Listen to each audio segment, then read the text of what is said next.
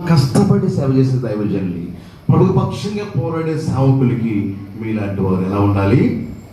అండగా నిలబడాలి, సపోర్ట్గా ఉండాలి, సహకరించాలి. హల్లెలూయా. దావీదు యుద్ధముకి వెళ్ళే ముందు కొందరిని నిలిపేవాడంట. ఎక్కడంట? యుద్ధ సామగ్రి దగ్గర కొందరిని కావలు కాసేవాడిని ఉంచేవాడంట. దేవుని నామం చెప్పండి, స్తోత్రం. యుద్ధానికి వెళ్ళిన సైనికులు యుద్ధంలో జయించి, యుద్ధంలో పోరాడి అవతల వారి శత్రువుల ప్రాణాలు నేలగూర్చి వచ్చేటప్పుడు ఆ దోచుకున్నటువంటి కొలసొమ్మని తెచ్చి పంచుకుంటున్నప్పుడు ఈ దావీదు మహారాజు ఏం చేశాడంటే, యుద్ధానికి వెళ్ళి ప్రాణాలు సైతం లెక్క చేయకుండా పోరాటం చేశారు కదా, వాళ్ళకి ఏం ఆటిస్తున్నాడో ఇక్కడ సామగ్రి దగ్గర కావాలి కాసినటువంటి వాళ్ళకు కూడా భాగ్యం ఇస్తూ ఉంటే వాళ్ళకి చాలా బాధ కలిగేదట. దేవుని నామం చెప్పండి, స్తోత్రం.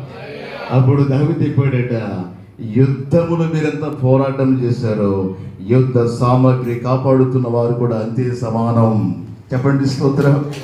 యుద్ధం చేసేది మీ దైవ సేవకుడు అయితే వనరులు సమకూర్చిచ్చే మీ అందరికి కూడా దేవుడు వాటా ఇస్తాడు. రూతు 2:12 ఏం రాయబడింది? చదువు. ఏం రాయబడింది? నువ్వు చేసిన దానికి ఫలం పొందుకుంటావు, నీకు సంపూర్ణ బహుమానము దేవుడు ఇచ్చును. దేవుని నామం చెప్పండి, స్తోత్రం. ప్రవక్త, నీ ప్రవక్తను చేర్చుకున్నవాడు ప్రవక్త ఫలాన్ని పొందును.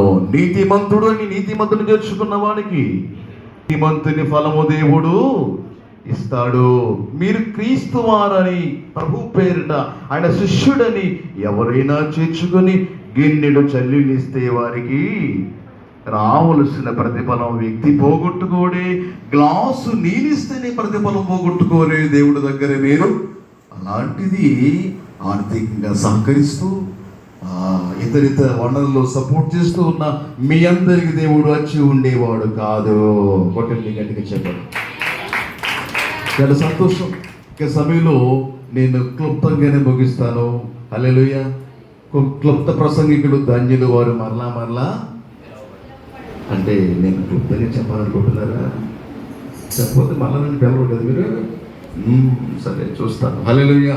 దేవుని నామం చెప్పండి, స్తోత్రం. హల్లెలూయా. ప్రసంగికులు 2 రకాలు ఉంటారు. ఒక ప్రసంగికులు, రెండోది ప్రసంగికులు. నేను ప్రసంగం చేయమంటే ప్రసంగం చేయమంటారా? ప్రసంగం చేస్తాను. హల్లెలూయా. కేకేను అనుకోండి, మళ్ళీ ఇంకా మీరు. హల్లెలూయా. చాలా సంతోషం. ఈ సమయం చాలా క్లిష్టమైన పరిస్థితి ఇది. ఆంధ్ర రాష్ట్రం క్లిష్ట పరిస్థితి ఉన్నట్టుగా ఇప్పుడు సమయం కూడా క్లిష్ట పరిస్థితులు ఉంది. దేవుని నామం చెప్పండి, స్తోత్రం. హల్లెలూయా. కానీ క్లుప్తంగా నేను వివరిస్తాను. మొట్టమొదటి నా సాక్ష్యం చెప్తా, చిన్న ప్రాంతం చేద్దాం. దైవ తండ్రి మహోన్నతుడా, ఈ సమయంలో నీ పాత సన్నిధికి వస్తున్నాను ప్రభు. మరొక తండ్రి యేసు ప్రభు,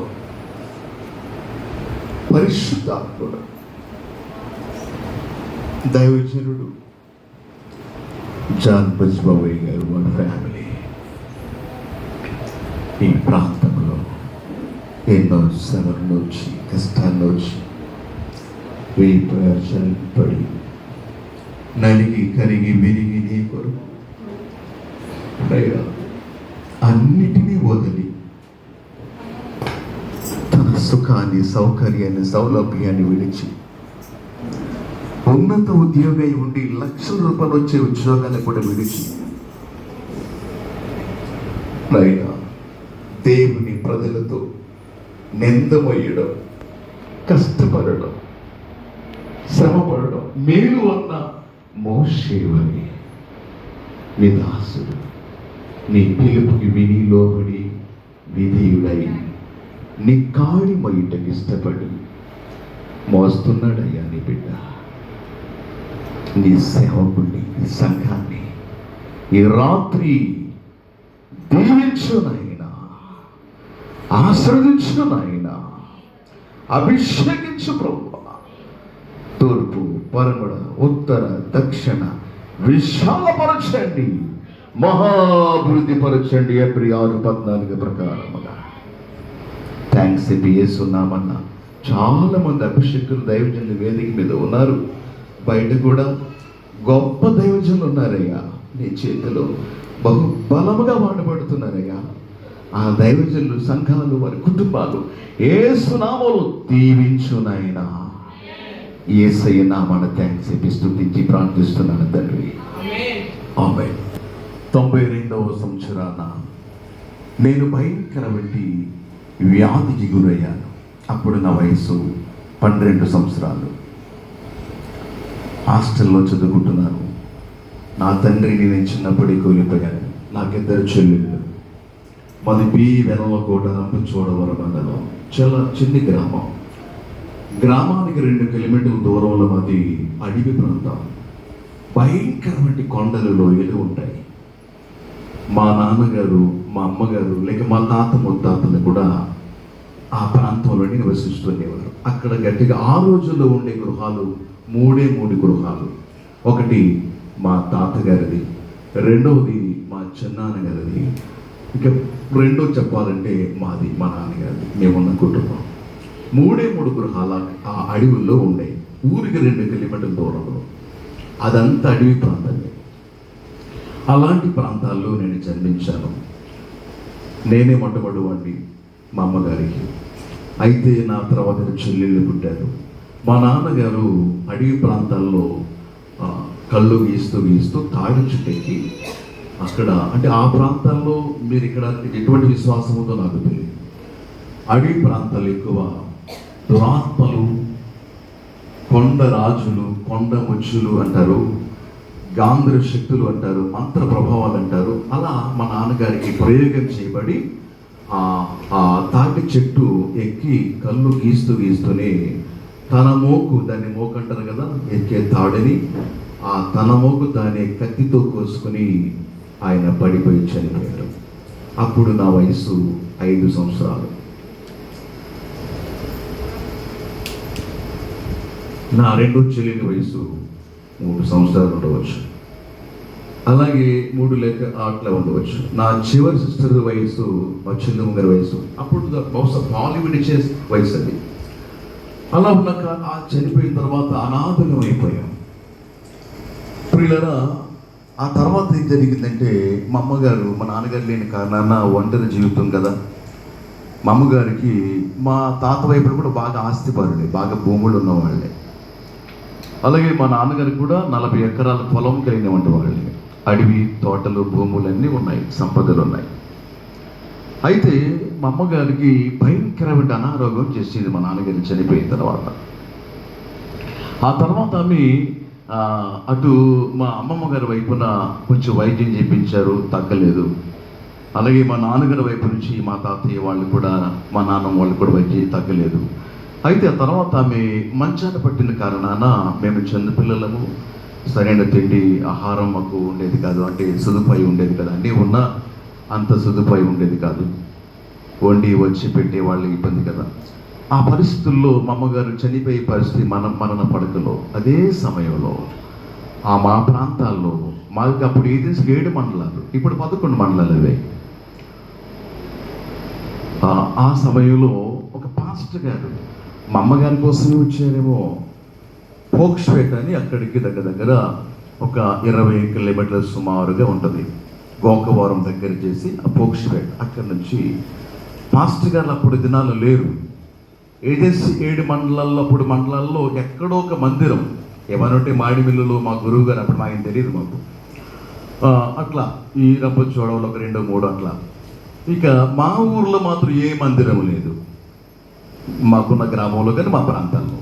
అయితే దేవుడు ఎలా పంపించారో తెలియదు. ఆయన వచ్చి దేవుని మాటలు చెప్పి మా అమ్మగారి ప్రార్థన చేసి వెళ్ళారు. మరలా రాలేదైనా, కానీ ఆ ఒక్క ప్రార్థన మా అమ్మగారిని దేవుడు రాత్రి దర్శించి, ఆమె కాళ్ళు వాసిపోయాయి, కడుపు ఎంత వాసిపోయి ఉబ్బిపోయింది.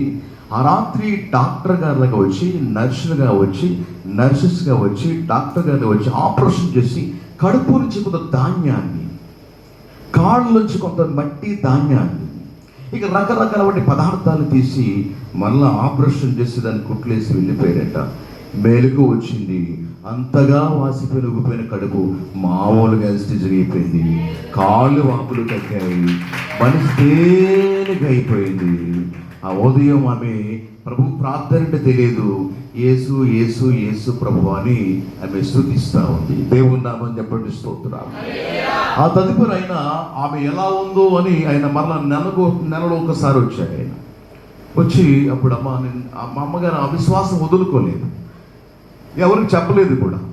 మా వాళ్ళు అనుకుంటున్నారు ఈ వారికి ఎట్టినటువంటి తాయెత్తులు కానీ వగైరా తగ్గ ఇంకా ఉన్నాయి కదా, వాటి వల్ల తగ్గిందని మా తాత వైపుడు నాన్న వైపుడు అనుకుంటున్నారు. కానీ మా అమ్మగారు ఎవరు చెప్పలేదు ఇలా జరిగిందని, ఎందుకంటే చెప్పామంటే ప్రమాదం, అందుకని చెప్పలేదు. ఆ తదుపరి ఏం జరిగిందంటే ఆయన మరలా వచ్చాక ఇక్కడ ఉన్నటువంటి మా గుంపులో మా గుడేములో అనుమానం కలిగింది. ఎవరో పాదిరంట ఆయన ఒకసారి వచ్చాడు, మళ్ళా వచ్చాడు ఏంటని డౌట్ వచ్చింది అని. తర్వాత ఏం జరిగిందంటే ఆయన, అమ్మ మీరు ఒకసారి పోక్షపేటలో మందిరం ఉంది, మీరు రావాలి, మీ దగ్గర సహోదరిని పంపిస్తానన్నప్పుడు ఆ వారం మా అమ్మగారి దగ్గరికి ఒక సహోదరిని పంపించారు. ఆయన పోక్షపేట వెళ్ళారు. ఆయన వెళ్ళి ఒక 2-3 వారాలు వెళుతూ వస్తుంది. మీలోగా మా తాత వైపు అంటే అమ్మమ్మ వైపోళ్ళు, మా నాన్నగారి వైపోళ్ళు వాళ్ళందరూ కూడా ఏకమ్ముడుగా గుంపుగా వచ్చి మా అమ్మగారిని అడిగారు, నువ్వెందుకు ఎక్కడికి వెళుతున్నావు, ఏం చేస్తున్నావు? రెండోది భర్త లేడు, ఒంటరిగా వెళుతుంది వస్తుంది. అవి నువ్వేంటి నీ విశ్వాసం ఎందుకు వెళుతున్నాను అడిగినప్పుడు, నేను ఇలా బలహీనంగా ఉన్నప్పుడు మీరు చేసినటువంటి వైద్యము కానీ తాయెత్తులు ఏమి నన్ను బాగు చేయలేదు, నన్ను బాగు చేసింది యేసు ప్రభువు అంట, ఆయన నన్ను బాగు చేశాడు కాబట్టి నేను ఆ గుడికి వెళుతున్నాను అని చెప్పింది మా అమ్మగారు. వెంటనే అన్నారంట, ఈ వారం వెళ్ళేవంటే ఇక మీకు నాకు సంబంధం ఏమి ఉండదు, రెండోది వెళ్ళేవంటే నీవు నీ పిల్లల్ని విడిచిపెట్టి నువ్వు వాళ్ళతో వెళ్ళిపోవాలి, ఆ మతంలోకి వెళ్ళిపోవాలని చెప్పేసి మా అమ్మగారిని భయపెట్టారు. సరే ఈమె భయపడిపోయింది, భయపెట్టారు. అయినా ఆమెలోని విశ్వాసం మాత్రం ఆమెను ప్రేరేపిస్తూ ఉంది మందిరానికి వెళ్ళమని. సరే ఎవరు చెప్పకుండా మామూలు వెళ్ళిపోయింది. మరలా వచ్చాక మా అమ్మగారిని బహుగా బాధించారు, హింసించారు, చచ్చిపోయేలాగా చావు బ్రతుకుల్లో కొట్టారు, చాలా బాధ పెట్టారు.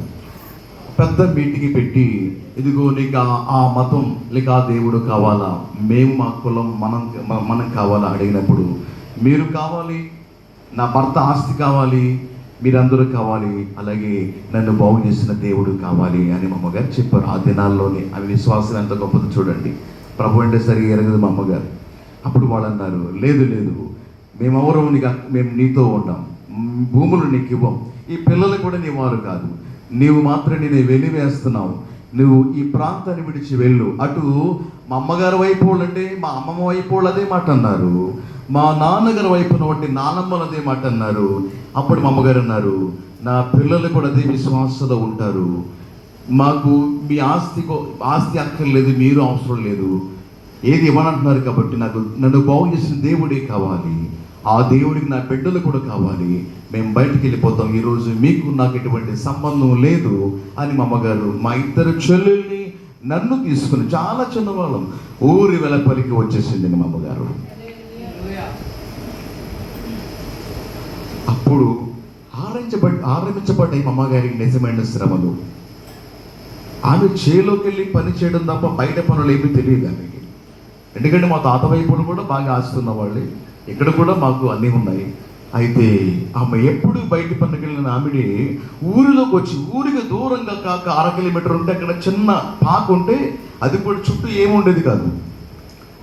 తెలిసిన బంధువులు ఎవరు ఉంటే వాళ్ళని కాళ్ళు అలా పెడితే, సరే మా ఉండులే అన్నారంట వాళ్ళు.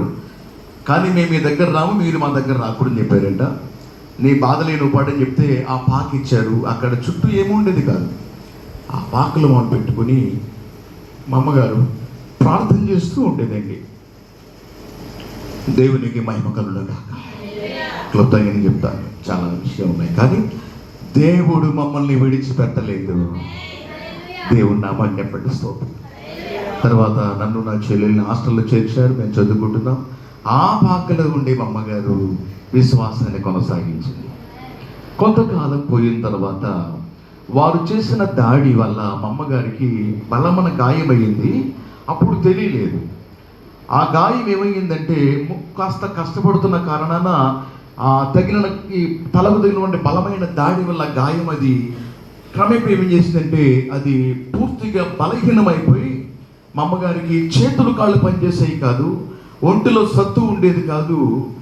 ఆ తర్వాత ఆల్మోస్ట్ మేము హాస్టల్లో చదువుకుంటున్నాం, ఉన్నతంగానే బాగా ఉన్నాం. హాస్టల్ ఫుడ్ బాగుంది, మాకు బాగా తింటున్నాం, మంచిగా చదువుకుంటున్నాం. ఆ తర్వాత కొంతకాలం పోయాక ఇలా నడుస్తుంది. అట్లనే వచ్చేది, వాళ్ళు చూసుకునేది. అప్పుడు నా వయసు 12 ఏళ్ళ వయసు వచ్చింది. అయితే మేము స్థలంలోకి వచ్చిన తర్వాత మా అమ్మగారు చెప్తుండారు, చర్చికి రండి బాబు అంటే. నేను మాత్రం చర్చికి వెళ్ళేవాడిని కాదు, నా ఇద్దరు చెల్లెళ్ళు వెళ్ళేవాళ్ళు. మాకు అది ఆ బిజం పడిపోయి నేను వెళ్ళేవాడిని. అమ్మ నీవు వెళితే వెళ్ళి చెల్లెళ్ళు వాళ్ళు తీసుకెళ్ళిపో, నేను రానని చెప్పేవాడిని. కానీ నేను మళ్ళీ ఊర్లో ఫ్రెండ్స్ రకరకాల వ్యవహారాలతో చేయవలసిన స్థితిలో ఉండేవాడిని. అయితే ఇలా ఉంటుండేది. మళ్ళా నేను ఆ వయసులో ఏం జరిగిందంటే, ప్రభువు మీద నాకు ఇష్టం లేదు కదా, నా ప్రక్కలో చిన్ని కాయ స్టార్ట్ అయింది. అది గోలికాయలాగా ఉండేది. ఇలా అనుకునేవాడిని. అది నొప్పిగా, కొంచెం మంటగా, బాధగా అనిపించేది. అలా కొన్ని నెలలు గడుస్తుంది, 6 నెలలు గడుస్తుంది. బాగా నొప్పి వస్తుంది, మంట వస్తుంది, నాకు తెలియట్లేదు. హాస్టల్లో ఉన్నప్పుడు లెటర్ రాశారు మా అమ్మగారికి, అమ్మ నాకు ఎందుకు కడుపులో నొప్పి ఉంది, కాయలా ఉంది అంటే నేను దేవిపట్నం మండలం కొత్తపేట హాస్టల్లో ఉండేవాడిని. మా అమ్మగారు వచ్చి తీసుకెళ్లారు. అప్పుడు మాకు సమీపంగా ఏముందంటే గోకవరం ఉండేది. గోకవరంలో వెంకటేశ్వరరావు అనే డాక్టర్ గారు చాలా ఫేమస్ అప్పట్లో, పెద్ద డాక్టర్ ఆయనే. అక్కడ తీసుకెళ్లారు, చూపించారు. ఆయన మరి ఇది ప్రమాదకరంగా ఉంది, రాజమండ్రి తీసుకెళ్ళండి అన్నారు. వాళ్ళు తెలిసిన డాక్టర్ గారికి పురమాయిస్తే రాజమండ్రి తీసుకెళ్ళారు. అప్పట్లో ఎక్స్రే ఉండేది, స్కాన్లు పెద్దవి కాదు. ఇప్పట్లో ఎంఆర్ఐ స్కానింగ్ వెళ్ళు, ఎక్స్రే తీశారు. తీసి డాక్టర్ గారు ఆశ్చర్యంగా చూసామ్మా, ఇది క్యాన్సర్ గంట, కేజీ కంటే ఎక్కువ ఉంది, ఎందుకు ఎంత ఆలస్యం చేసేది ఈ అబ్బాయి విషయంలో, ప్రమాదం ఇది, అబ్బాయి బ్రతుకుడు, సరే మందులు వాడండి నెలపాటు, లేదంటే ఆపరేషన్ పడుతుంది, అయినా చెప్పలేం అన్నారు. సరే మా అమ్మగారింటికి తీసుకొచ్చారు. మందులు వాడుతున్నాం, మెడిసిన్స్ తీసుకుంటున్నాను, ఏ ప్రయోజనం లేదు. 6 నెలలు గడుస్తున్నాయి, ఉపయోగం లేదు. ఇక సంవత్సరం దగ్గర పడుతుంది, పూర్తిగా మంచం పట్టేశాను. ఇక ఆపరేషన్ కూడా సాకరని చెప్పారు, ఆపరేషన్ చేసినా కూడా బ్రతుకుడు అన్నారు చెప్పారు. అప్పుడు డబ్బులు 7,000 అడిగారండి. 92వ సంవత్సరం, అది 92వ సంవత్సరం 7,000 అడిగారు ఆపరేషన్కి. అయినా గ్యారంటీ ఇవ్వలేమని చెప్పారు. అంత డబ్బు మా అమ్మగారి దగ్గర లేదు, ఎవరిని అడగలేదు. అటు బంధువులు ఉన్నారు, ఎవరు మాకు సంబంధం లేదు, మా బాధలే మావి. కాబట్టి ఇలా గడుస్తున్న సమయంలో ఇక ఆపరేషన్ చేసుకునేటువంటి అర్హత మాకు లేదు. మా అమ్మగారు ఒకటి ఆ యొక్క పాకలో పెట్టి, ఆ చిన్ని మంచం ఉండేది, దాన్ని నొలక మంచం అంటారు, అది బాగా ఇదైపోయి ఉండేది. అందులో పడుకోబెట్టి మా అమ్మ ఉదయం సాయంత్రం ప్రార్థన చుట్టూ చిన్న తట్టల్లా కట్టుకుంది. మా అమ్మ చుట్టుగా ఏదో గడ్డి తడకల్లా కట్టుకుని ఆ ఆశ్రయం కలిగించింది. అది పాక చుట్టూ అక్కడ ఉండేవాళ్ళు. మా అమ్మగారు ప్రార్థన చేసేది, ఉపవాసం ఉండేది, కన్నీళ్ళు గడిచేది.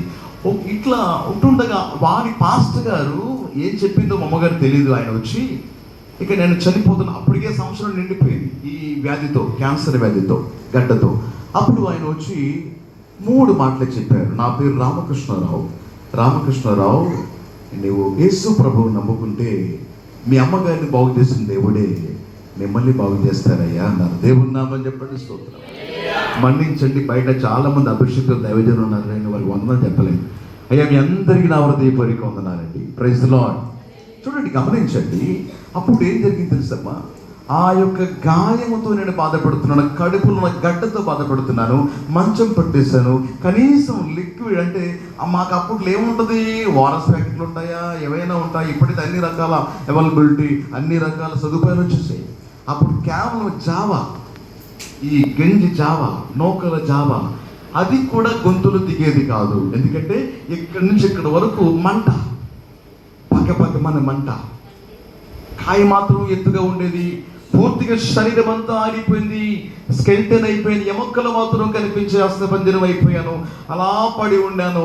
పిల్లల తల్లి వెంట్రుకలన్నీ ఊడిపోతున్నాయి, శరీరం అంతా క్షీణిస్తుంది, ఒళ్ళంతా నొప్పులు, ప్రతి జాయింట్లో నొప్పులు వచ్చాయి, కట్ట మన శబ్దాలు వచ్చాయి. ఇలా తిరగలేకపోయేవాడిని, ఇలా ఉండలేకపోయేవాడిని, ఇలాగే ఉండాలి. ఎంతకాలం ఉంటాను అలా, చనిపోయే పరిస్థితి. ఆ సమయంలో నేను చనిపోతానని చాలామంది అలా వెళ్ళేవారు, అనుకునేవాళ్ళు. ప్రియులారా, ఏం జరిగిందంటే ఆ పాస్టర్ గారు వచ్చి 3 మాటలు చెప్పారు. బాబు, అది కూడా వినటానికి నాకు ఎలర్జీలా ఉండేది. పాపిని ప్రార్థన చేయి, ప్రభువా నేను పాపిని, నా పాపం క్షమించయ్యా, నన్ను బాగు చేస్తే యేసయ్య నీ గుడికి వస్తాను. గుడి అంటే ఏంటో నాకు తెలియదు, ఆ ప్రభు అంటే తెలియదు నాకు. ఆయన వెళ్ళిపోయారు ప్రార్థన చేసి. తర్వాత అనిపించింది, నేను ఎందుకు చనిపోవాలి? బ్రతికి ఆస్కారం లేదా, మార్గం లేదా? ఏ పాస్టర్ గారు అన్నారు కదా ప్రభు బాగు చేస్తారని, ఏముంది ఒక ప్రార్థన చేస్తే పోలే అని ఆయన చెప్పిన మాటలు కంటెక్ట్ చేసుకుని 3 ముక్కలు ప్రార్థన చేశాను. యేసయ్య ప్రభువా అంటున్నప్పుడు చూడండి, చనిపోయే పరిస్థితుల్లో ఏమో ఆ రోజు చనిపోతానేమో నేను, వచ్చానని మాటతో యేసయ్య ప్రభువా నేను పాపినయ్యా, ఏ పాపం చేస్తానో తెలియదు, నన్ను క్షమించు, నన్ను బాగు చేస్తే నీ గుడికి వస్తానయ్యా, ఆ గుడి ఎక్కడ ఉండదో కూడా నాకు తెలియదు అని అలా ఉన్నా. ఎప్పుడు నిద్ర వచ్చేది కాదు, కళ్ళు పొడిపడి ఇలా ఉండేది, నిద్ర వచ్చేది కాదు. ఎందుకంటే ఒళ్ళంతా నొప్పులు, బాధలు, తిండి వెళ్ళేది కాదు, చనిపోయే పరిస్థితి, మాట కూడా వచ్చేది కాదు. ఆ రాత్రి నా ప్రభు తెల్లని వస్త్రాలతో, మా పాక ఎత్తైన మనిషి, లోపల ఎంత ఎత్తుంటో అంత ఎత్తు కనబడుతూ, చక్కగా దగదగ మెరుస్తూ, అందమైన వెంట్రుకలతో చక్కని వ్యక్తి, అందంగా ఉన్నారు. ఆయన వచ్చి నేను పడుకున్న మరణ పడక మీదకి వచ్చి, ఇదిగో నా మీద ఎడం ప్రక్కన చెయ్యి ఇలా ఉంచి ఇలా అని మరలా అలా దిగి పాకని ఇలా వంగి బయటికి వెళ్ళిపోయాను. అనుకున్నా ఇంతవరకు ఏదో క్యాన్సర్ గడ్డ అన్నారు డాక్టర్ గారు, ఏదో వ్యాధి అన్నారు. కాదు, ఇది ఇతనుడు మాంత్రికుడు, ఇతను చేతబడి చేసేవాడు, ఇతడు చెల్లంగి చేసేవాడు. ఈరోజు వీడు పట్టబయలు అయిపోయాడు నా ముందు. ఈ రాత్రి నా ప్రాణము తీయడానికి వచ్చేసాడు. వాడు ఇంకా ఏదో చేసి వెళ్ళిపోయాడు. నేను చనిపోతానని ఆల్రెడీ చనిపోవడానికి సిద్ధపడిపోయింది. కానీ క్షణములో తెలియని ఆనందము నాలో కలుగుతుంది. దేవుని నామని చెప్పండి, స్తోత్రం. సంవత్సరం నుంచి లేని ఆనందం, ఏడాదికి లేనివంటి నాలో ఒక ఉత్సాహం, ఆ మంట ఆగిపోయింది, నొప్పి ఆగిపోయింది, గొంతులోకి వచ్చే బగబగ మంటం ఆగిపోయింది, కడుపులో రేగుతున్న అగ్ని పర్వతాలు ఆగిపోయాయి. ఇది నాలో ఒక చల్లని, ఒకలాంటి తేలికడ జీవితం. లేవాలి, కూర్చోవాలి, పరిగెత్తాలనిపించే, గంతులు అనిపిస్తుంది, కానీ గంతులేయలేను. సంవత్సరం పాటు అలాగే పడుకున్నాను, కానీ లేచే పరిస్థితి లేదు. అన్నీ అక్కడేగా, తింటే కదా అన్నీ వస్తాయిగా అనిపించింది. పిల్లల కానీ పిలవలేను, అలా అయింది. ఇది ఏదో చూద్దాం అనుకుని తెల్లవారింది. మా అమ్మగారు బయట పాకం బయట వాకలు ఊడుస్తుంది.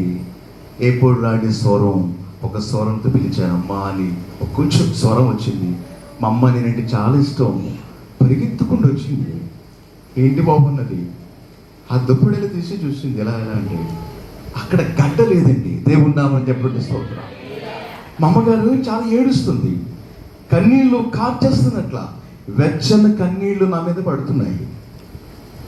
ఏం జరిగింది బాబు అంటుంది. అంటే గడ్డ కరిగిపోయింది, ఏం జరిగిందంటుంది. మా అమ్మ అనుకుంటుంది, డాక్టర్ గారు చెప్పారు, అమ్మ దానికి ఇదే ఆనవాళ్ళు అంటే, బైబిల్లో చెప్పాడు కదా దోత, దానికి ఇదే ఆనవాళ్ళు పొద్దుగుండెలతో అన్నట్టు, దానికి ఇదే ఆనవాళ్ళమ్మ. అబ్బాయి గడ్డ పగిలిపోతుంది, చనిపోతాడని చెప్పారు. కానీ పగలలే పైకి, లోపల కూడా కనిపించట్లే, ఇలా ఎక్కడ పగిలిపోలేదు. ఏమైంది తెలియదు, ఏమైంది ఆ డౌట్ వచ్చి మా అడుగుతుంది, ఏం జరిగింది, ఏమైంది. అమ్మ ఎవరో అంత ఎత్తున్నారు, చక్కని జుట్టు, తెల్లని వస్త్రాలు, చాలా బాగుంది ఆయన ముఖం, తేజస్సు వెలుగుతో ప్రకాశిస్తుంది. ఆయన ఇలా ముట్టిలా వెళ్ళిపోయారమ్మా. నేను మాంత్రికుడు అనుకున్నా, చేతబడి వ్యక్తి అనుకున్నా, చెల్లంగి వ్యక్తి అనుకున్నా, కానీ ఆయన ముట్టిన మరో క్షణమే నాలో తేలిక అనిపించింది. మంట, బాధ అన్నీ ఆగిపోయి అని చెప్పినప్పుడు ఆమె నోటి నుంచి ఆనందంగా ఆయన ప్రభు అన్నది. దేవుని నామని చెప్పండి.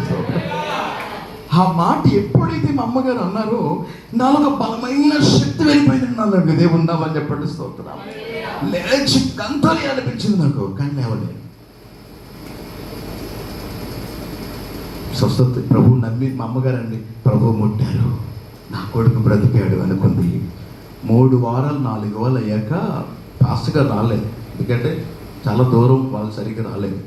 మా అమ్మగారు నేను గుడికి తీసుకెళ్తాను బాబు అని, ఇంకో అక్క కొంతమంది నన్ను మందిరం తీసుకెళ్ళారు. అది కూడా నడిచి, కొండల్లో నడిచి దగ్గర 15 కిలోమీటర్లు నడిచాను నేను మందిరానికి. దేవుని నా బండి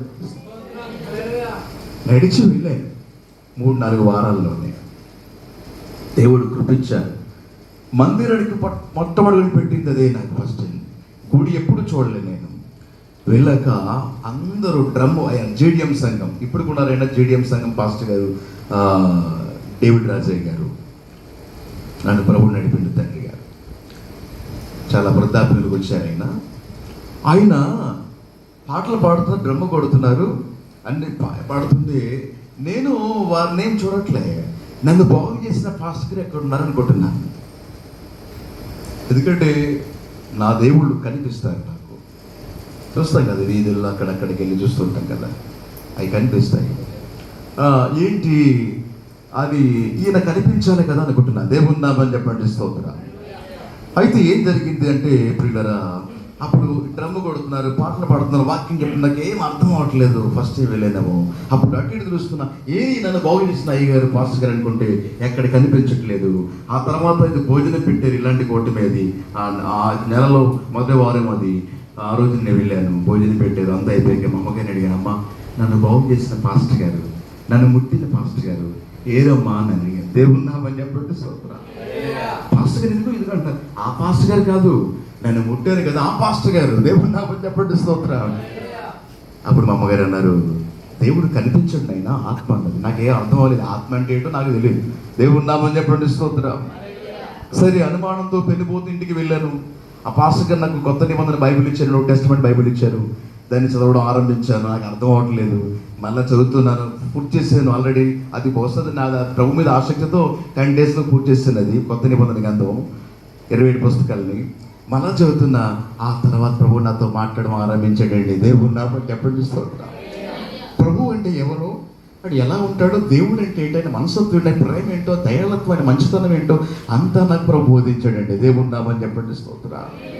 అలా ప్రభు తెలుసుకున్నాను. 92వ సంవత్సరం సెప్టెంబర్ 7వ తారీఖున నా రక్షకుడిగా అంగీకరించి మారు మనసు పొంది పాపక్షమకు నిమిత్తం నీటి బాప్తిసం పొందాను తండ్రి కుమార పరిశుద్ధాత్మ నామంలో, హల్లెలూయా, యేసు నామంలో. ఆ తర్వాత నేను ఆ తదుపరి 3 సంవత్సరాల ప్రభువు తిరుగుతున్నప్పుడు 95వ సంవత్సరాన ప్రభువును సేవ 92 రక్షించబడిన సెప్టెంబర్లో బాప్తి తీసుకున్నాను. 95వ సంవత్సరాన నన్ను ప్రభు సేవకి పిలిచాడండి, హల్లెలూయా. తర్వాత నేను మాడిమిల్లి వెళ్ళాను. మా గురుగారు ప్రేమ్ సాగర్ గారు, ఆయన నాకు పరిచయం లేదు కానీ నన్ను తీసుకెళ్లారు. అక్కడ 95, 96, 97 3 సంవత్సరాలు తర్ఫీదు పొందాను. గ్రాడ్యుయేషన్ పట్టభద్రుడనై 97వ సంవత్సరం మే నెలలో పట్టభద్రుడనై దేవుడి సేవకు సమర్పించుకున్నాను. నేటికి 29 సంవత్సరాలుగా ప్రభు పరిచర్యలో ఉన్నాను. దేవుని నామని మహిమ కలుగునుగాక. నా ఆది తండ్రి గారు ప్రేమ్ సాగర్ గారు నాకు వాక్యం నేర్పించారు, దేవుని గురించి అనేక విషయాలు బోధించారు, సేవ నేర్పించారు, సంఘాలు చూపించారు, పట్టణాల నగరాలు తిప్పారు, సేవ అనుభవం నేర్పించారు. మొట్టమొదటి దేవుని కృప అయితే నా ఆది తండ్రి గారు ప్రేమ్ సాగర్ నాకు ఇచ్చినటువంటి అనుభవాలు, ఆయన తరిపిది మాత్రమే. దేవుని మహిమ కలుగునుగాక. ఇలా నా జీవితం కొనసాగుతుంది. పిల్లరా, నా సేవ జీవితంలో దేవుడు నాకు ఎంతో తోడయ్యాడు. నిజంగా మేమెంత ఒంటరయ్యామో, మాకున్న కుటుంబాలన్నీ దూరం అయిపోయినాయి, ఆస్తి అంతా దూరమై. ఇప్పుడు నేను ఆస్తి మా వాళ్ళ దగ్గర నేను వెళ్ళలేదు, తీసుకునేది ఆస్తి నేను, కానీ 100 కుటుంబాలు నాకు దేవుడు ఇచ్చాడండి. తల్లుల్ని ఇచ్చాడు, తండ్రుల్ని ఇచ్చాడు, సోదరులను ఇచ్చాడు, ఆత్మల్ని ఇచ్చాడు. ఎక్కడికి వెళ్ళినా మా కుటుంబాలు ఉంటాయి. మీరు మా కుటుంబమే. దేవుని నామని చెప్పండి స్తోత్రం. ఆదరిస్తారు, ప్రేమిస్తారు. ఎంత ఒంటరితనం అనుభవించామో, ఎన్ని కన్నీళ్ళు కార్చామో, ఎన్ని దరిద్రం పేదరికం అనిపించామో, దేవుడు అవన్నీ మరిపించేలా దేవుడు ఆశీర్వదించాడు. హల్లెలూయా. తర్వాత నాకు 2000 వివాహమైంది. ఐపీసీ సంఘం కృపావరమయ్య గారు, దుమ్మేటి కృపావరం గారు, రాజమంగి మండలం చెరుగుంపాలెం కృపావరమయ్య గారు, వారి పాప, వాళ్ళు పెత్తుకొస్తూ ప్రార్థన మందిరం, వాళ్ళ నాన్నగారు పాస్టర్ గారే, వారి అందరూ పాస్టర్సే. నేను పాస్టర్ బ్యాక్గ్రౌండ్ నుంచి రావలేదు, అంజన్ నుంచి వచ్చాను. ఆ తర్వాత ఒక పాస్టర్ గారి అమ్మాయికి నాకు వివాహం జరిగింది. కోణలవ్వ, రంపచోడవరం, చెరువుపాలెం, అక్కడ చెరువుపాలెం ఉంది, గెద్దాడ ఏరియాలో, రాజంపాలెం 4 బ్రాంచులు నాకు దేవుడు ఇచ్చాడు. 4 సంఘాలు ఇచ్చాడు. నాకు 2 కుమార్తెలు ఇచ్చాడు. నన్ను దీవించాడు దేవుడు, ఆశీర్వదించాడు దేవుడు. అలాగే రీసెంట్గా మొన్న మే నెల 6వ తారీఖున నా పెద్ద కూతురికి వివాహం చేశానండి. దేవుని నామని చెప్పండి స్తోత్రం. ఇక్కడ మా అల్లుడు ఉన్నాడు, ఒకసారి లేచినాను. ఆయన జీవన్ ప్రేమ్ అభిషేక్. హల్లెలూయా. మా అల్లుడు గారు ఆయన పెద్దల్లుడు. ఇక చిన్న పాప డిగ్రీ సెకండ్ ఇయర్ చదువుతుంది. ఇప్పుడు థర్డ్ ఇయర్కి వచ్చింది. దేవుని నామని చెప్పండి, స్తోత్రం. ఇలా దేవుడు నన్ను ఆశీర్వదించాడు. నాకేం తక్కువ చేయలేదు దేవుడు. ఆయన తండ్రి అయ్యాడు. చిన్నప్పుడు తండ్రిని కోల్పోయాను, కానీ తండ్రి ప్రేమ నా ఆత్మీయులు చూశాను, నా దేవుళ్ళు అనుభవిస్తున్నాను. హల్లెలూయా. మిమ్మల్ని కూడా దేవుడు తల్లి లేదని భయపడొద్దు, అమ్మ లేదని భయపడొద్దు, చెల్లెళ్ళు అన్నలు లేదని భయపడొద్దు, తండ్రి లేదని భయపడద్దు, ఏదో లేదని భయపడద్దు. నీకు దేవుడు అన్నయ్య ఉన్నాడు. Praise the lord. చిన్న వాక్యం చదువుకొని ప్రార్థన చేసుకుందాం. చూడండి, దేవుని వాక్యం నుంచి ఆదికాండం